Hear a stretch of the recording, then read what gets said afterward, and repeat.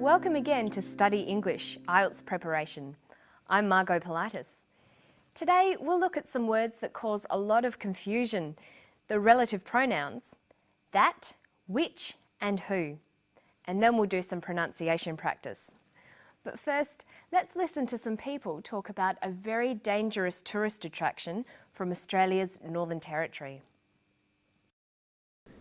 People have always been fascinated with death. Most of the mysteries that you see on television, the films that you see, involve murder of one kind or another. Crocodiles are one of the last remaining dinosaurs, and the idea of a crocodile coming out of the water and grabbing somebody is absolutely riveting. I read about the death of the German tourist who was taken by a crocodile. It didn't put me off coming to the Northern Territory. Quite the opposite. In fact, I think the Northern Territory is famous for its crocodiles and probably quite famous for its crocodile attacks. And that tourists who come here would like to be or feel as though they were involved in that danger. Tourists want to have a story to take home. And if they can say that they were in the Northern Territory where the German tourist was taken by the croc, then it adds to their own adventure. So he thinks people may actually be attracted to the Northern Territory because of the dangerous crocodiles. But now we're going to leave the crocodiles and talk about something else that can be dangerous. The relative pronouns who, which and that. Listen for some relative pronouns here. People have always been fascinated with death. Most of the mysteries that you see on TV, the films that you see, involve murder of one kind or another. I read about the death of the German tourist who was taken by a crocodile. Most of the mysteries that you see on TV involve murders. I read about the death of the tourist who was taken by a crocodile. Relative pronouns are used to introduce relative clauses. They give more information about a subject. The subject here is mysteries.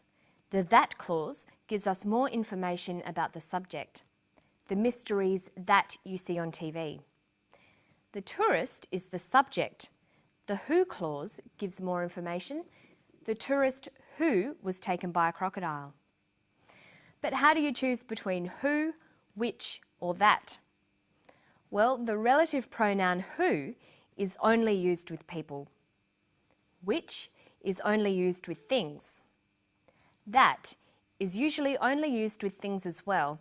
Sometimes, in informal language, it can refer to people. But when you're learning English, it's probably best to avoid using that for people. The most difficult thing with these relative pronouns is working out the difference between which and that. As a general rule, we use which when the clause does not affect the meaning of the sentence. A which clause just gives us extra information. It can be left out of a sentence and the sentence still has the same meaning. When which is used in this type of clause, we put commas around it. The hat, comma, which is on the bed, comma, is new. Here, the clause which is on the bed just gives us additional information. We can take it out and the sentence still makes sense. There is only one hat. It's the hat on the bed. We take out the which clause and the important information is still there. The hat is new. Okay, now let's look at that. We use that for clauses that are a crucial part of the sentence. They are actually part of the definition of the subject. The hat that is on the bed is new.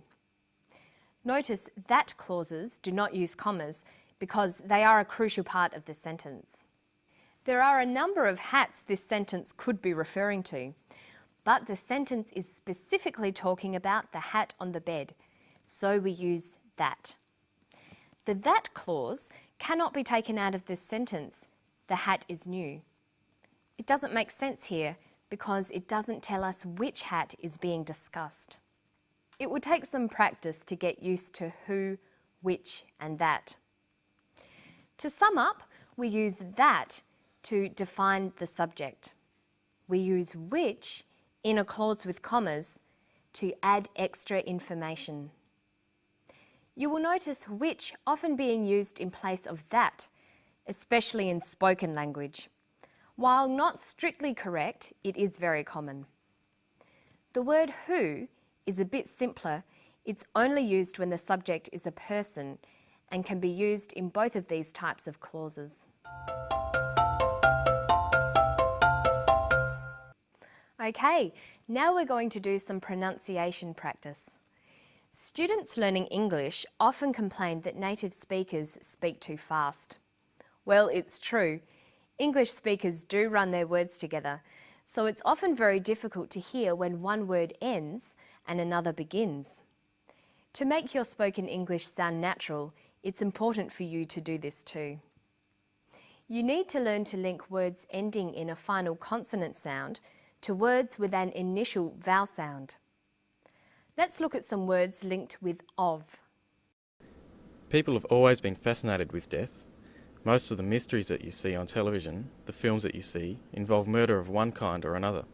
Crocodiles are one of the last remaining dinosaurs, and the idea of a crocodile coming out of the water and grabbing somebody is absolutely riveting. I read about the death of the German tourist who was taken by a crocodile. It didn't put me off coming to the Northern Territory. It's quite the opposite. He uses the phrases most of, one of, out of, death of. But in sentences, these phrases will usually become linked together. Most of, most of. One of, one of. Out of, out of. Death of, death of. Notice that of in these phrases is unstressed. Practice these ones. Many of, many of. Most of, most of. One of, one of. Several of, several of. Listen to the differences when I read these sentences in a natural, conversational way. One of my best friends lives here. One of my best friends lives here. Many of the trees have died. Many of the trees have died. I enjoy most of her songs. I enjoy most of her songs. People have always been fascinated with death. Crocodiles are one of the last remaining dinosaurs, and the idea of a crocodile coming out of the water and grabbing somebody is absolutely riveting. He says people have always been fascinated with death. People have always. Notice how in conversation we link the final consonant sound v with the initial vowel sound or. Have always. Crocodiles are. Crocodiles are. Is absolutely. Is absolutely. Okay, now let's try these sentences.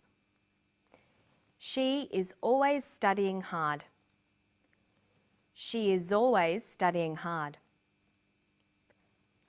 They aren't scared by crocodiles.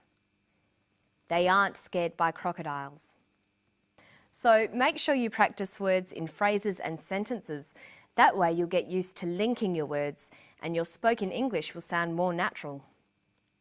And don't forget to listen to native speakers as much as you can and try to copy them, even if they do speak fast. And that's all for today. I'll see you next time on Study English. Bye-bye.